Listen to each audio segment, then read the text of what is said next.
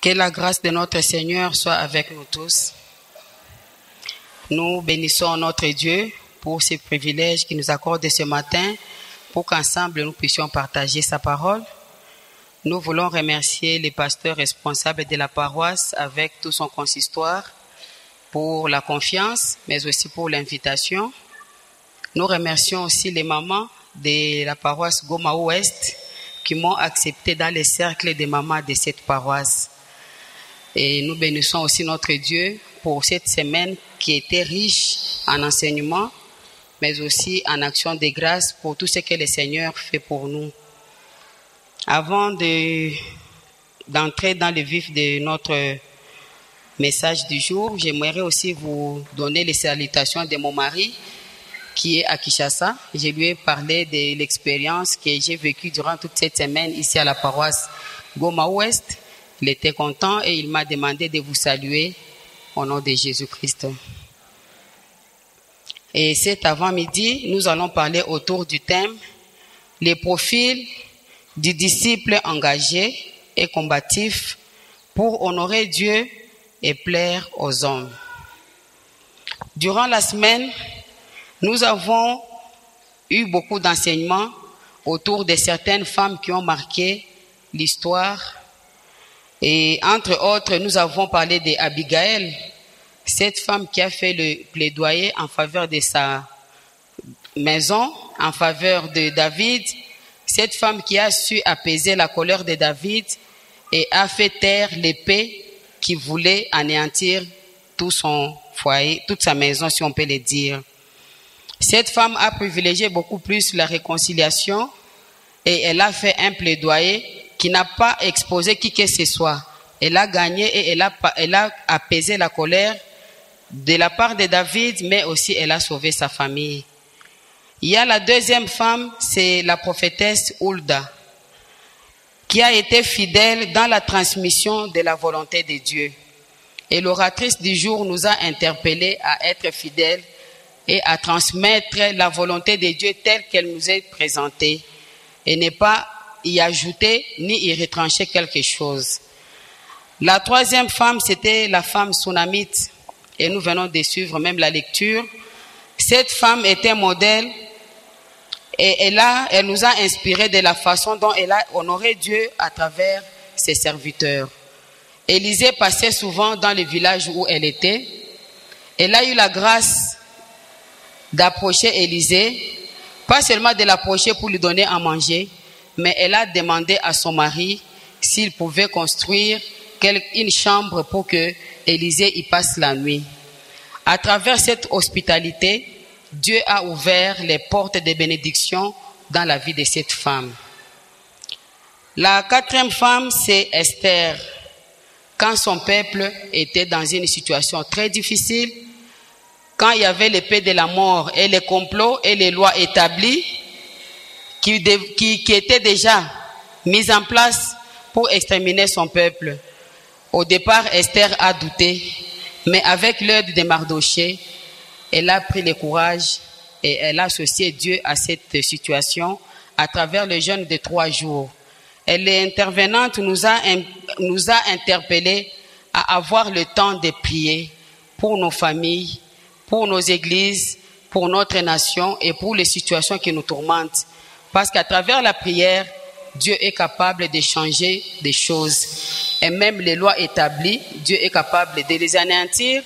Et même l'épée qui plane sur nous, Dieu est capable de faire taire cette épée-là. La cinquième femme, c'est Lydie.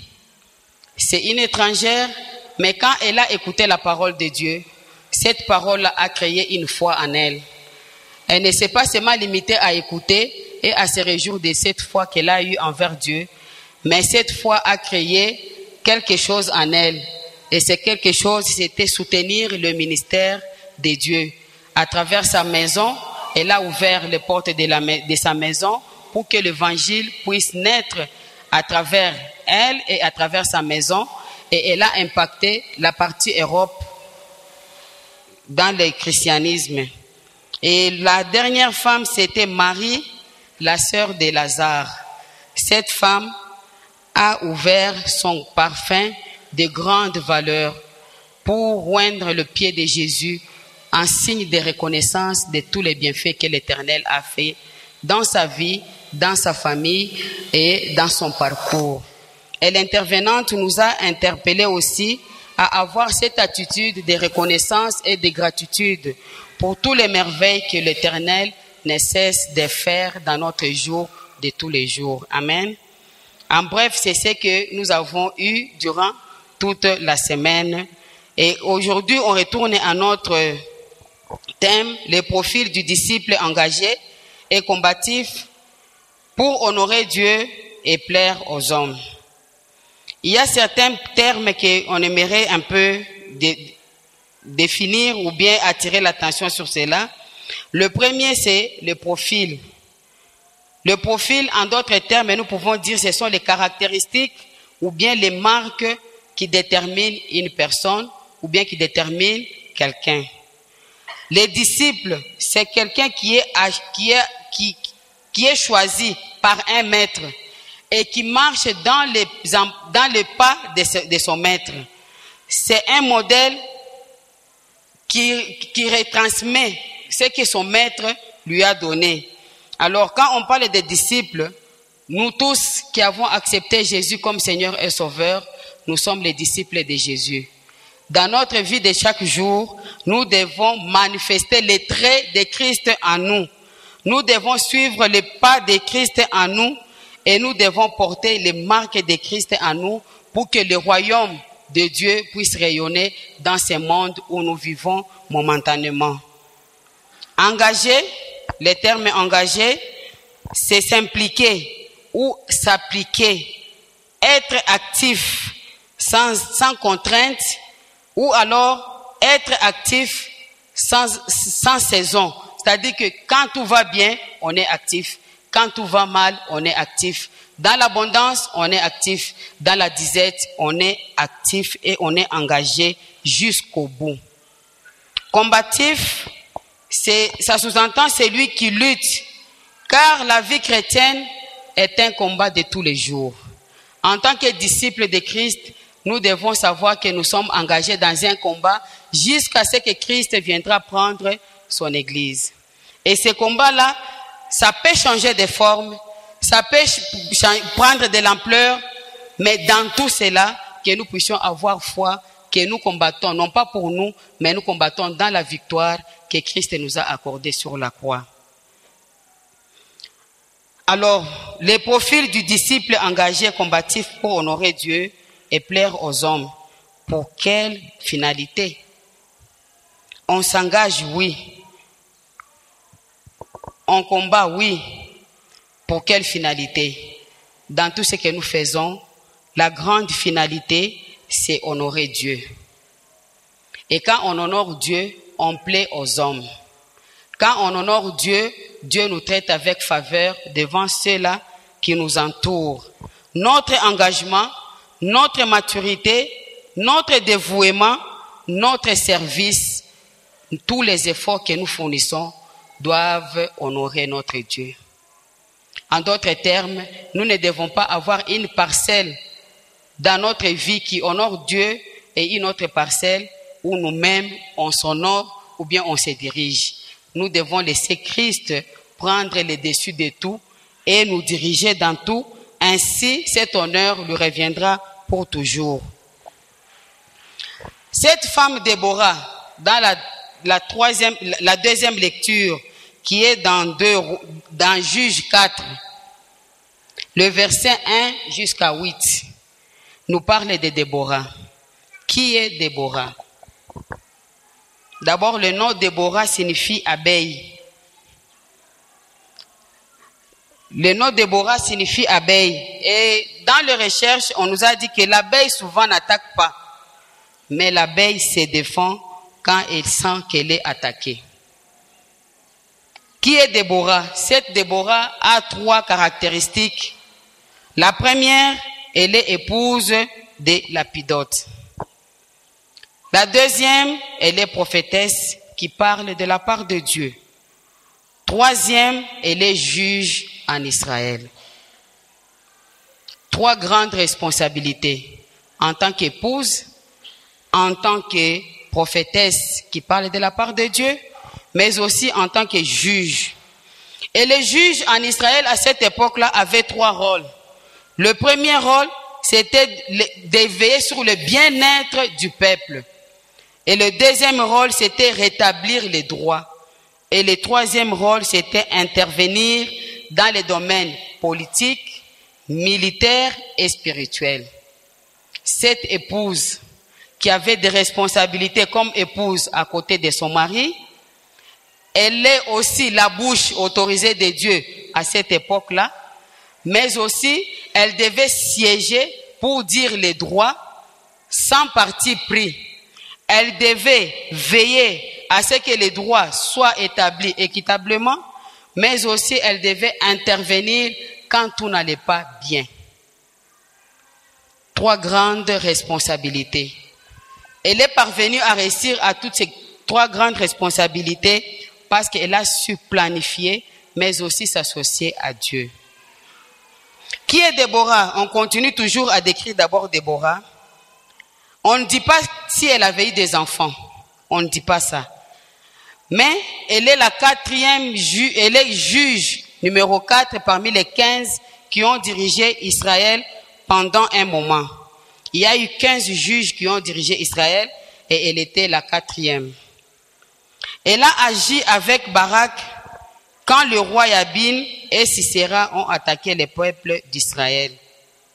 Et pendant cette attaque, parmi les recherches, Israël, pendant l'année 1300 jusqu'à 1000, Israël a connu 6 vagues d'esclavagisme. Et c'est à la 3e vague d'esclavagisme qui a duré 20 ans que Déborah et Barak ont agi comme juges en Israël. Elle est appelée par Dieu pour une mission précise. Transmettre la volonté ou bien les plans de Dieu à son peuple. Cette femme travaille pendant que le peuple est plongé dans une infidélité à outrance. On nous dit que Israël, après la mort de Éhud, et juste après la mort d'abord de Josué, Israël a commencé à se mécompromettre.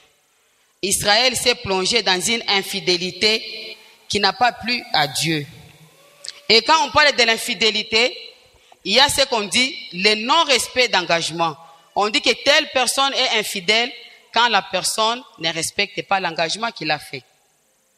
On dit qu'une personne est infidèle quand la personne ne respecte pas les principes ou alors la personne va à l'encontre de la volonté de Dieu ou de la personne avec qui ils ont fait alliance.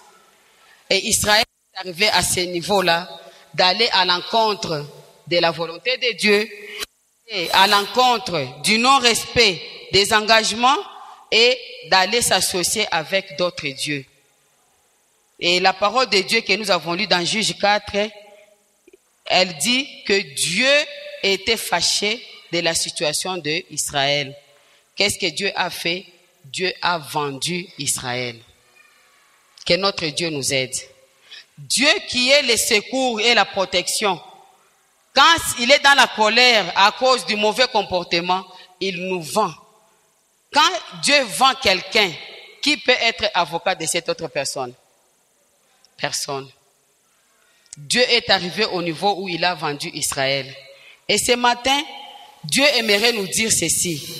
Il y a des comportements que nous avons qui font à ce que, même si nous prions, nos prières ne seront pas exaucées. Et il y a des portes qui ne peuvent pas s'ouvrir à cause de la prière, mais juste à cause d'un bon comportement. Un comportement d'un disciple. Parce que les mauvais comportements peuvent fermer les portes aux bénédictions et peuvent éloigner Dieu de notre parcours. Alors c'est dans cette ambiance-là que Dieu a vendu Israël. Et quand Dieu a vendu Israël au roi Yabin de Canaan, le peuple d'Israël a souffert atrocement. Il y a eu des violences. Et quand j'étais en train de lire cette histoire de Déborah, je me suis rendu compte de la situation que nous traversons aujourd'hui au Congo. Il y a eu des atrocités, il y a eu des violences, il y a eu des déplacements, les gens étaient devenus esclaves, il n'y avait plus de paix, il n'y avait plus rien, qui pouvait réjouir le peuple d'Israël. Mais gloire au Seigneur, malgré cette infidélité d'Israël, il y a toujours un reste. Et dans ce reste-là, Déborah et Barak se sont retrouvés dans le reste. Et cela est ma prière pour vous et pour moi. Quelle que soit la situation du changement de monde dans lequel nous nous trouvons, que nous soyons parmi les restes qui sera capable de rallumer encore le feu pour les changements et ramener encore le royaume de Dieu au milieu de son peuple. Et c'est ce que Déborah était ce feu-là et Barak.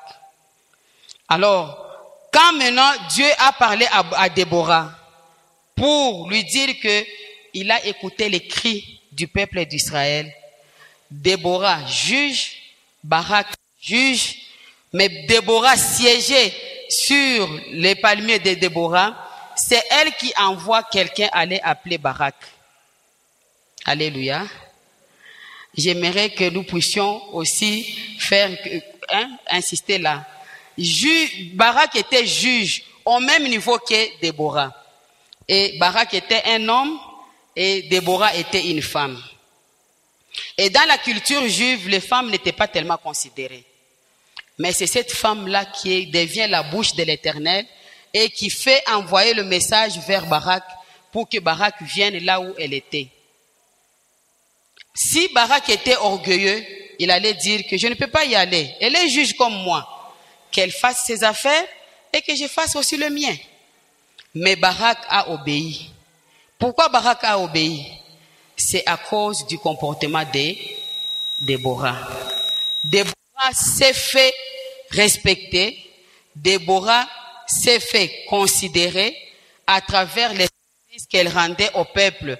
Parce que la parole de Dieu nous dit dans Juge 4 que les gens venaient de loin pour écouter la sagesse de qui? De Déborah. Et je peux dire comme les Bangala disent, pesa nzoto na yo kilo, pesa musala na yo kilo. C'est-à-dire, donne-toi le respect. Quand tu te respectes et tu fais respecter ce que tu fais pour Dieu, les autres aussi vont te respecter.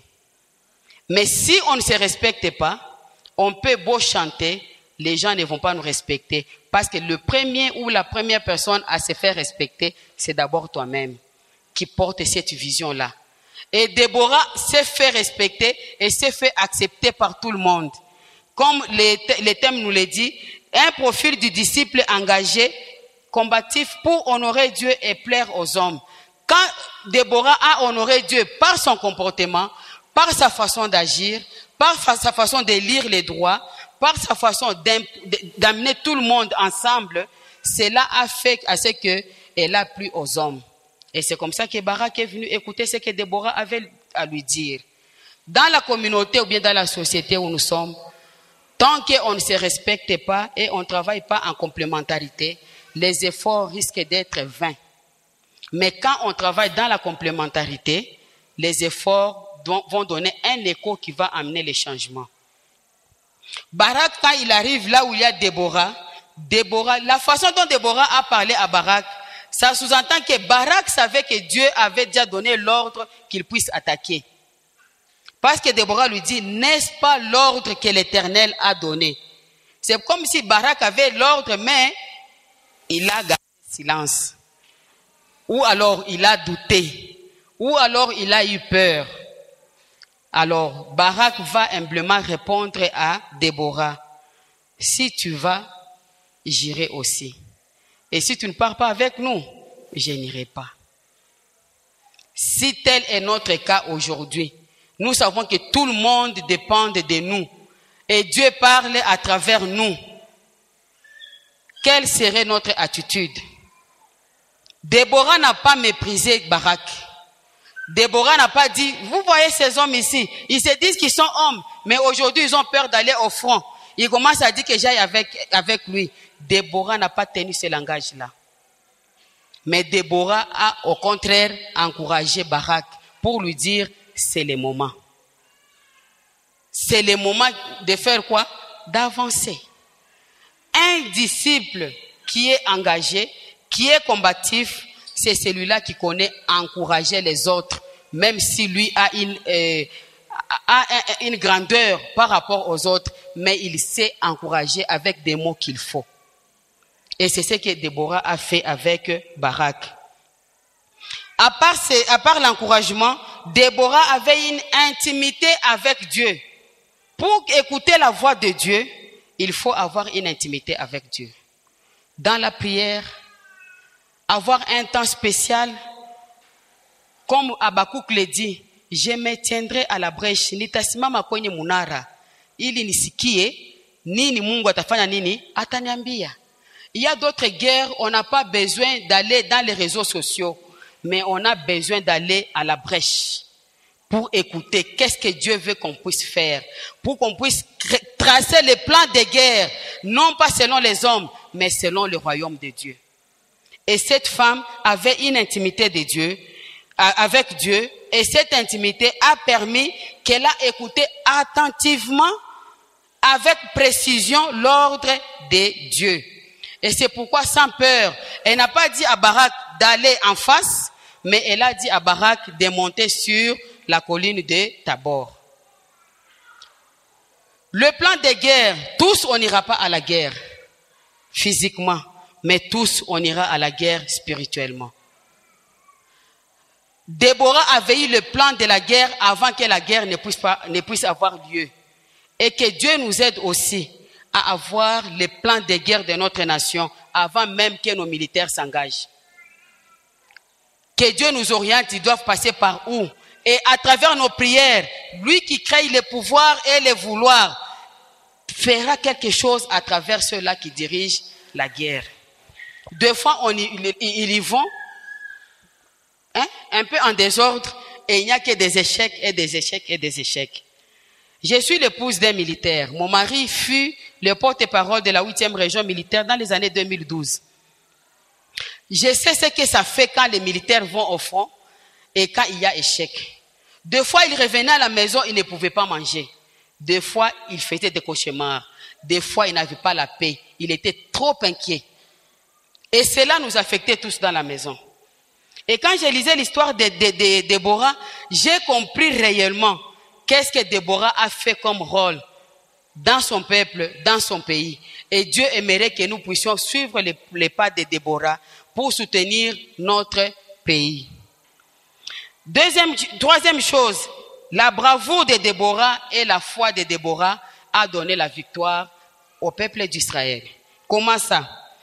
Quand l'armée est allée sur terrain, tout le monde avait les regards tournés vers Déborah. Je m'imagine à ce moment-là, il n'y avait pas de pantalon peut-être. Elle avait une robe, peut-être une tunique avec des foulards, tout ça. Et marchait dans le sable. Même la marche n'était pas facile. Mais la parole de Dieu nous dit, cette femme avait une bravoure exceptionnelle. Elle a pris les devants.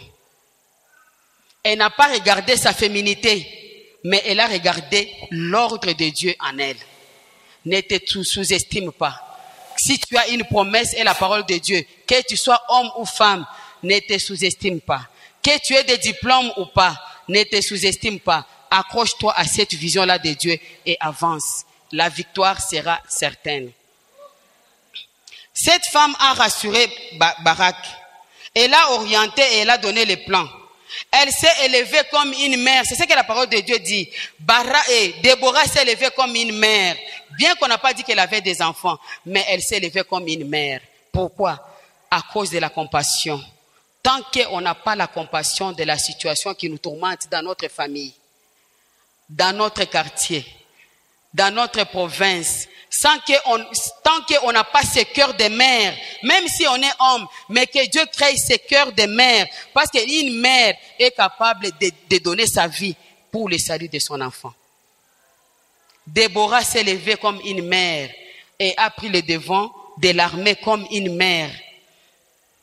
Elle était pleine de confiance et de courage envers Dieu.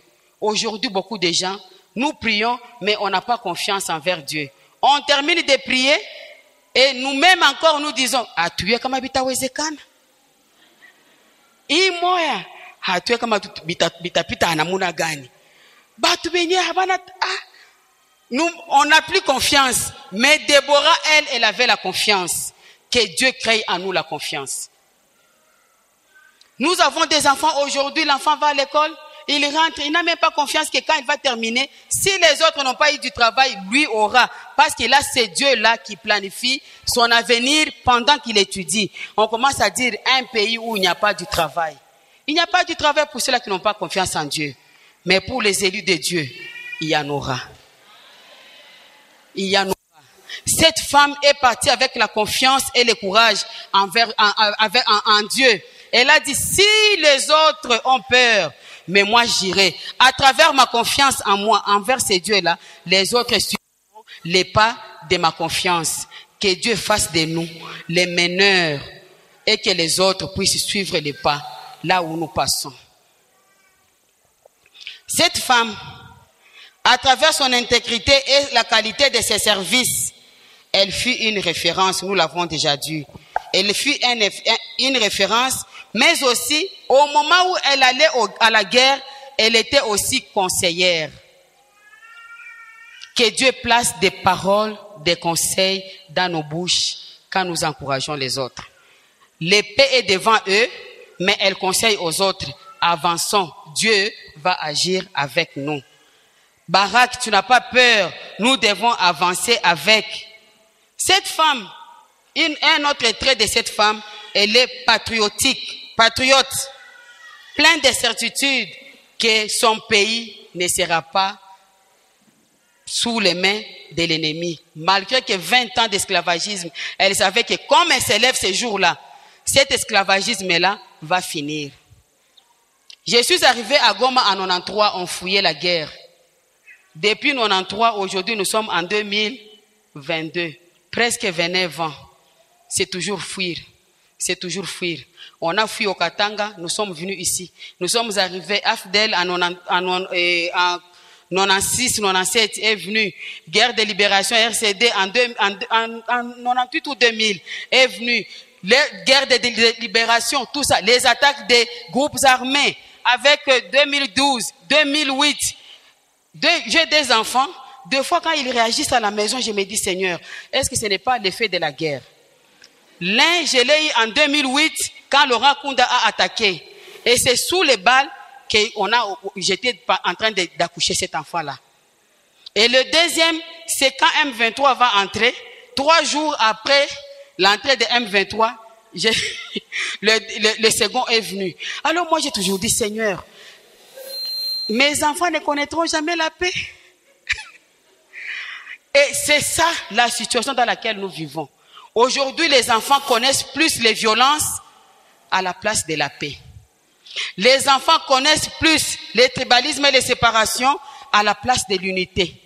Les gens savent plus l'hypocrisie parce que tu ne sais pas en qui tu te confies à la place d'être ouvert. C'est ça l'image dans laquelle nous sommes aujourd'hui.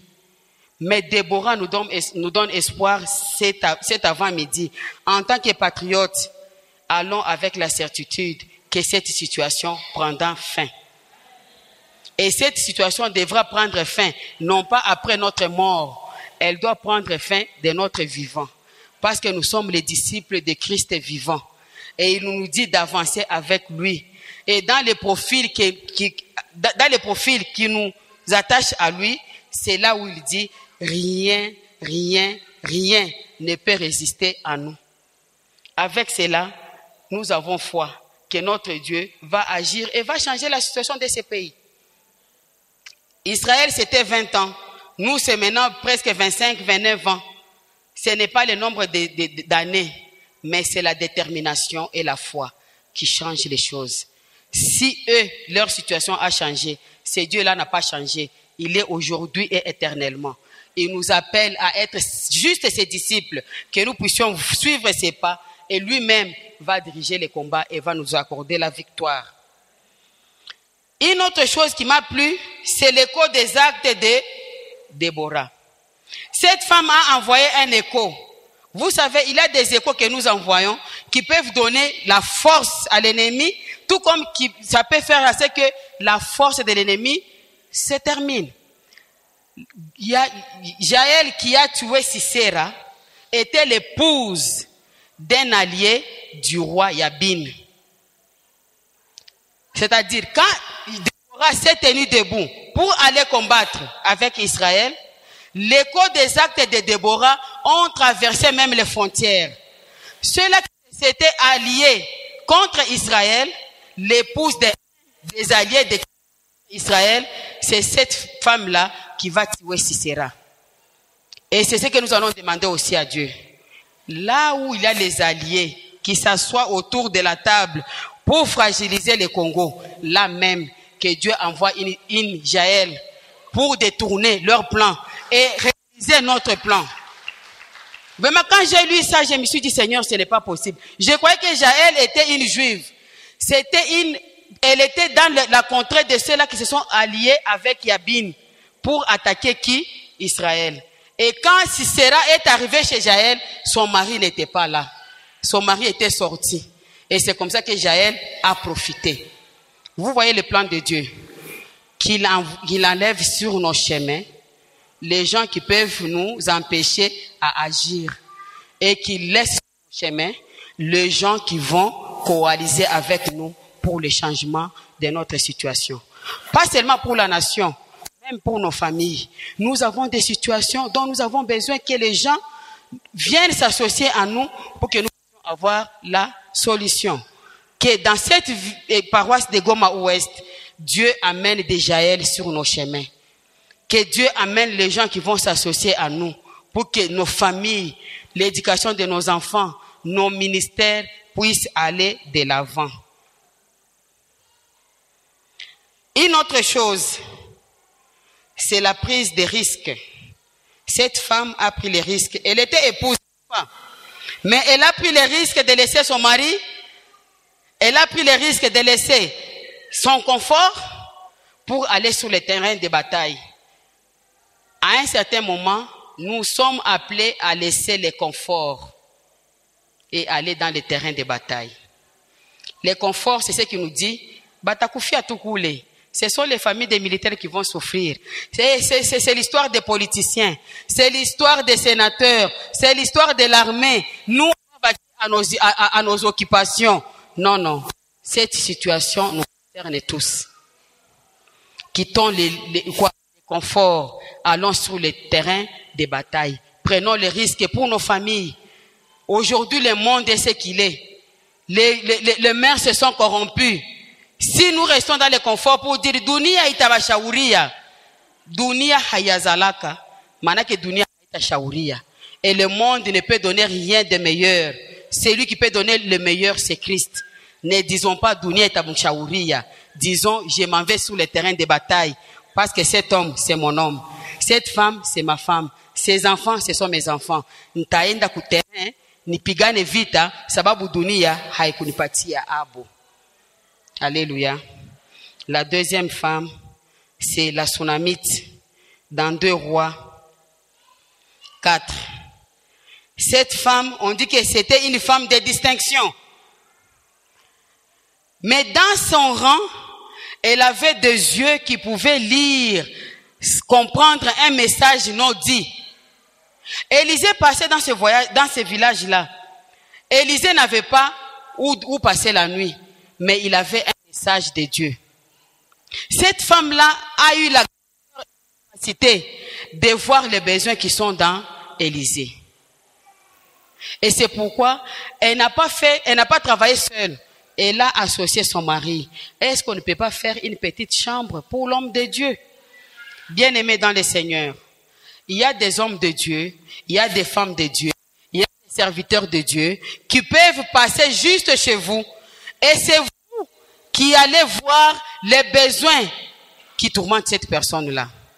Et si tu te rends compte de ces besoins-là, c'est-à-dire que c'est par toi que Dieu aimerait agir dans la vie de cet homme de Dieu ou cette femme de Dieu. Beaucoup de gens voyaient Élisée, mais c'est cette femme de distinction.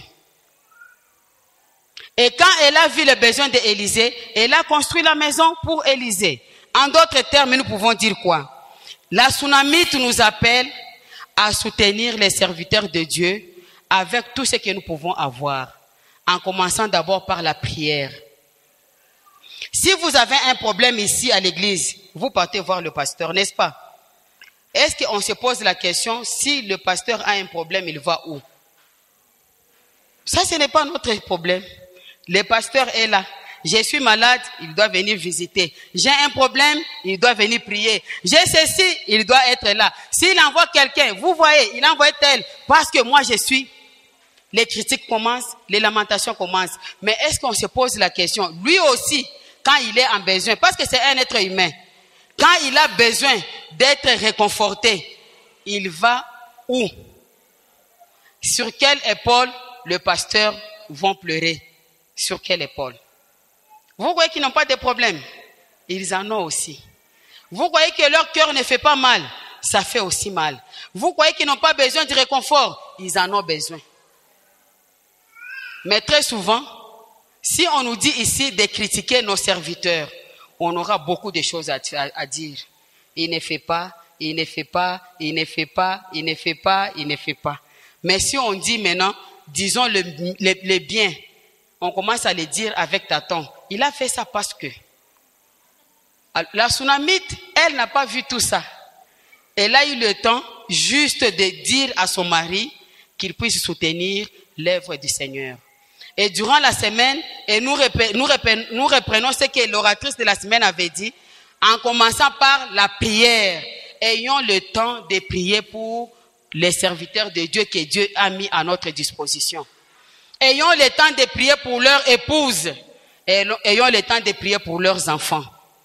Facilement, nous pouvons dire que non, les femmes des pasteurs sont compliquées, sont dures. Combien de fois as-tu prié pour cette femme-là?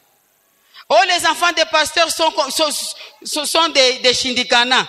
Combien de fois tu as prié pour ces enfants du pasteur? Combien de fois tu as conseillé ces enfants? Combien de fois tu as approché cette femme-là pour comprendre les souffrances de cette femme-là? Il y a un livre que j'aimerais que beaucoup de mamans lisent, c'est la femme de Dalo qui a écrit ça. Les souffrances des femmes de serviteurs. Quand j'ai lu ce livre-là, j'ai changé un peu le langage envers les épouses des pasteurs. Elles ont des poids qu'elles portent aussi. Elles ont des défis. Peut-être ce ne sont même pas les défis de l'église, mais de la belle famille qui les tourmente. Et ça change leur attitude. Quand tu arrives, tu ne sais pas si elle pleurait, mais tu aimerais qu'elle puisse sourire pendant qu'elle venait de pleurer. On exige trop parce qu'on n'est pas dans cette peau-là. Mais si on entre dans cette peau-là, on comprendra d'autres choses et le langage changera. Que notre Dieu nous aide à soutenir à travers nos prières, à travers nos encouragements, même juste dire merci. Il arrive des fois, on n'a même pas besoin de beaucoup de choses. Quand le pasteur termine de faire quelque chose ou bien il organise quelque chose, juste venir dire, pasteur, tu as bien fait. La maman qui a témoigné ici, quand elle disait, j'ai senti quelque chose traverser mon corps. D'autres personnes n'ont même pas le temps de venir dire, pasteur, ulifanya muzuri kupanga mupango. Sababu ile mupango, tumeona matokeo. Non, non. Pasteur, là où nous sommes allés, ici dans ce monde, il y a des choses. On ne vient qu'avec des lamentations et des critiques. Il n'y a pas de merci. Que Dieu nous change et nous aide. Au lieu de se lamenter, qu'on vienne dire merci, ça encourage. À part ça, si on a des biens, on peut soutenir les serviteurs de Dieu. Même si vous avez peu, soutenez les serviteurs de Dieu. Peut-être il avait besoin de ça. La maman qui nous avait enseigné dans la semaine, elle a dit, même l'allumette, peut-être elle manque 200 francs pour acheter une allumette. Et tu as 5 paquets d'allumettes, amène 7 paquets d'allumettes-là. C'est tout ce que tu avais. Donne. Elle sera contente et elle va bénir l'Éternel pour ça. La Sunamite nous apprend cela. Mais au-delà de son hospitalité, qu'est-ce qu'elle a eu? Elle a eu 3 choses. Elle a eu un fils. Elle a expérimenté la résurrection d'un enfant mort. Et elle a été restaurée pendant les 7 ans qui étaient de sécheresse. Tu es stérile pendant des années. Dieu te donne un seul enfant. Quand tu jouis de la présence de cet enfant, l'enfant meurt. Cette femme a expérimenté. il y a des choses qui sont mortes dans nos vies à cause de notre égoïsme. Soyons hospitaliers. Nous allons voir la résurrection des grandes dimensions dans nos vies. Cette femme a fui. Et avant de fuir, c'est l'homme de Dieu qui est venu lui dire, il y a la sécheresse qui va frapper à la porte. Et ça, c'est dans Juge 8. Quitte ton pays, va quelque part. Elle va quitter le pays pour aller quelque part. 2 fois, notre nourriture, ça peut être même le foufou seulement. Ça peut amener les serviteurs de Dieu à te donner des grands secrets qui peuvent te sauver dans la vie. Cette femme est allée pendant 7 années. Et quand elle est rentrée, elle a trouvé qu'on avait presque tout pris. C'est Géhaz qui était avec Élisée, que cette femme va trouver en train de parler avec le roi. Cette femme-là était comme ça. Cette femme-là était comme ça. Que nos comportements, nos actes, notre gratitude, notre amour parlent plus fort à notre essence. Quand Géhaz parlait au roi, quand il a tourné directement, il a vu la tsunamite entrer. Il dit au roi, c'est de cette femme dont je t'ai parlé. Qu'en notre absence, les gens parlent mieux de nous. Qu'en notre absence, que nos actes parlent mieux à notre place. Et le roi va demander à la femme, explique-moi ce qui s'était passé. Je ne sais pas dans quel terme, mais la parole de Dieu nous dit dans Juge 8, le roi a dit, retournez-lui les productions de son champ pendant 7 ans. Et les intérêts que son champ a produits. Et tous retournons cela. Dieu combattra pour nous quand nous aussi nous saurons combattre pour lui à travers ses serviteurs qui sont à notre charge. La 3e femme, c'est Lydie. Cette femme écoutait la parole de Dieu, ça se trouve dans Actes. Elle avait le temps d'écouter la parole de Dieu. Et en écoutant la parole de Dieu, elle a cru en Dieu. Une étrangère, elle a demandé à Paul, si vous m'écoutez comme fidèle parmi vous, acceptez de venir vers moi, dans ma maison, venez manger, mais aussi que l'église commence dans ma maison. La foi vient de ce qu'on entend. Et ce qu'on entend vient de la parole de Dieu. On a le temps d'écouter la parole de Dieu combien de fois? Il y a ceux-là, c'est le dimanche qu'on amène les Bibles à l'église. Et quand on quitte l'église, c'est fini. Il n'y a pas de programme de prière, on ne lit pas la Bible. Il n'y a pas de programme de veillée, on n'a pas le temps d'écouter la Bible. Pourtant, plus on écoute la parole de Dieu, plus Dieu nous oriente, plus Dieu nous parle, plus Dieu te dit, à ce niveau, il y a quelque chose que tu dois faire. Le ministère de Paul a été soutenu par cette femme. Et l'église a commencé dans sa maison. Il y a beaucoup de ministères qui sont au milieu des gens qui ont juste besoin de ton soutien. Ça peut être un soutien juste de conseils, un soutien de techniques, un soutien juste d'un cadre, et le ministère va se développer de soi. Parce que celui qui fait développer le ministère, c'est qui? C'est le maître du chant. Nous devons juste être obéissants et laisser Dieu agir. Cette femme a ouvert la porte de sa maison. Et l'évangile, le christianisme s'est développé. Ouvrons les portes de nos maisons.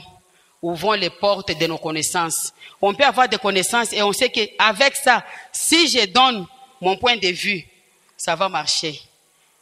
J'avais un directeur, paix à son âme, le révérend Moussa.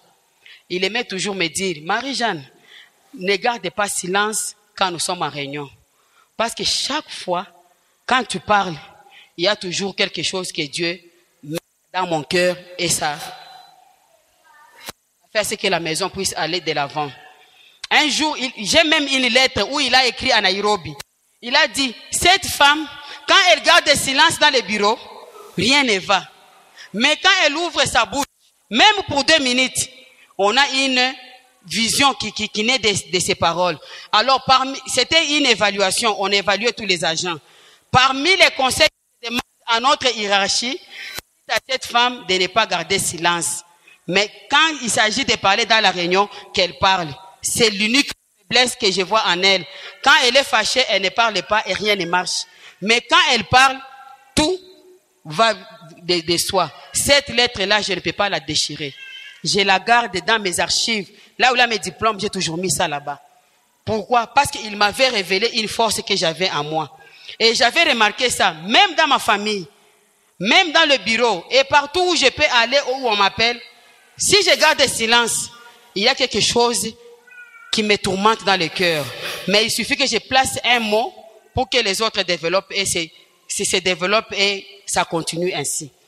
Que Dieu nous aide à travers l'écoute de sa parole, que nous puissions avoir des oreilles qui sont attentives à la volonté de Dieu et que nous puissions agir quand il est faut. Lydie n'a pas reçu celle, elle a reçu quand elle s'est associée à Paul. La Sunamite n'a pas reçu celle, elle a reçu quand elle s'est associée à Élisée. Déborah n'a pas reçu celle, elle a reçu quand elle s'est associée à Barak et aux 10 000 militaires. Que Dieu fasse de nous un peuple des élus associés, collaborateurs, complices pour la gloire de son nom. Alléluia. Je retourne sur Déborah pour dire ceci. Israël avait 10 000 hommes et n'avait pas d'armes sophistiquées. Sisera avait 900 chars de fer et avait des alliés de tout genre. Ils étaient très forts. Qu'est-ce qui a fait la différence entre ces deux armées? Sisera et Yabim se sont associés aux hommes. Déborah et Barak se sont associés à Dieu. Que Dieu nous amène à faire de lui notre associé principal. On verra sa gloire.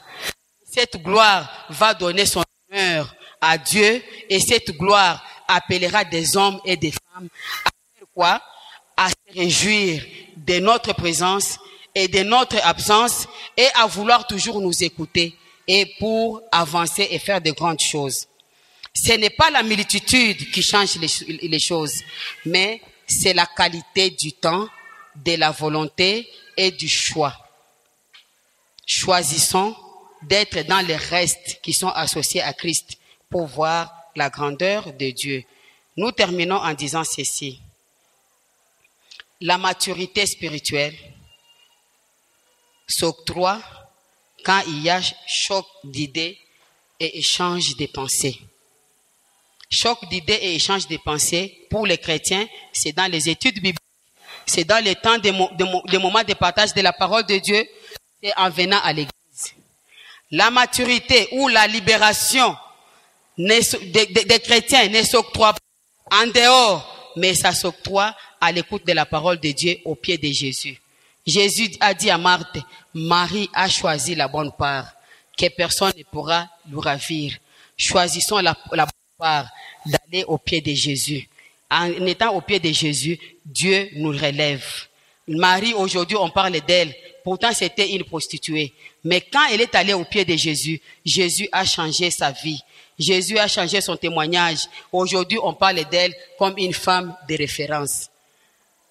Que Dieu nous aide à aller aussi apprendre à ses pieds, pour que nous soyons des hommes et des femmes de référence.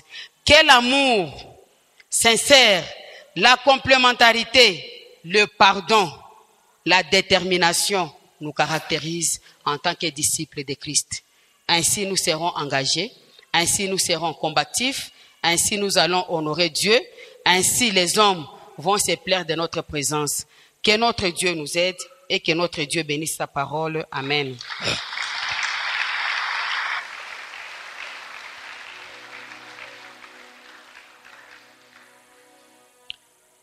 Nous avons parlé trop même, mais Dieu aimerait que nous puissions faire un appel. Suivant ou bien selon ce que vous avez écouté. Déborah, grâce à sa bravoure et sa foi, elle a changé la situation. La Sunamite, par son hospitalité, sa vie a changé et la vie de son peuple. Lydie, grâce à sa libéralité et en écoutant la parole de Dieu, l'évangile a grandi en Europe.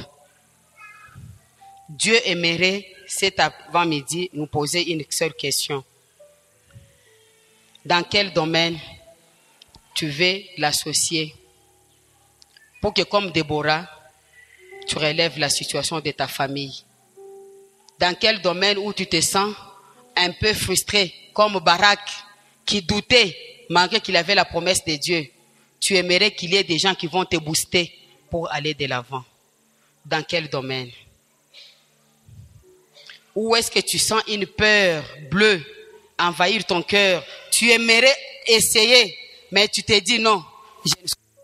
Tu aimerais essayer, tu te sous-estimes toi-même. Mais Dieu aimerait te booster aujourd'hui, comme il a fait avec Barak. Que tu ne restes pas dans les doutes, mais que tu puisses franchir les pas. Dieu aimerait que tu puisses voir dans quel domaine tu aimerais soutenir les serviteurs de Dieu. Peut-être tu n'as pas l'argent, peut-être tu n'as pas une grande maison, mais tu peux avoir le temps de prier pour les serviteurs de Dieu. Tu peux avoir le temps d'aller visiter. Tu peux avoir le temps de parler avec eux juste pour les encourager. Dans quel domaine tu aimerais que Dieu puisse te donner la force, que ça soit ton devoir de tous les jours. Je n'ai pas l'argent, mais au moins chaque fois, par mois, par semaine, j'aurai le temps d'approcher les serviteurs de Dieu et de parler avec eux. Je n'aurai pas le temps d'aller voir le pasteur, mais au moins dans ma maison, j'aurai le temps de prier pour sa famille, pour ses enfants, pour son épouse, pour son ministère. Dans quel domaine tu veux que Dieu puisse intervenir? Si tu as besoin à ce qu'on puisse prier pour toi, pour que tu sois la Déborah, que tu sois le Barak pour ta famille, pour ton peuple, nous t'invitons. Si tu veux soutenir les serviteurs de Dieu comme la Sunamite, nous t'invitons. Si tu veux travailler pour Dieu comme Lydie, dans ta maison, avec tes connaissances, avec ton temps, nous t'invitons. Pour qu'ensemble nous puissions prier. Que Dieu qui a soutenu ces femmes et ces hommes, qui a changé l'histoire, qui a donné la paix, à travers Déborah, Israël a eu la paix pendant 40 ans. Que Dieu fasse de nous, que nos familles puissent avoir la paix à travers nous. Vous pouvez vous tenir debout pour ceux-là qui veulent qu'on puisse les aider dans la prière.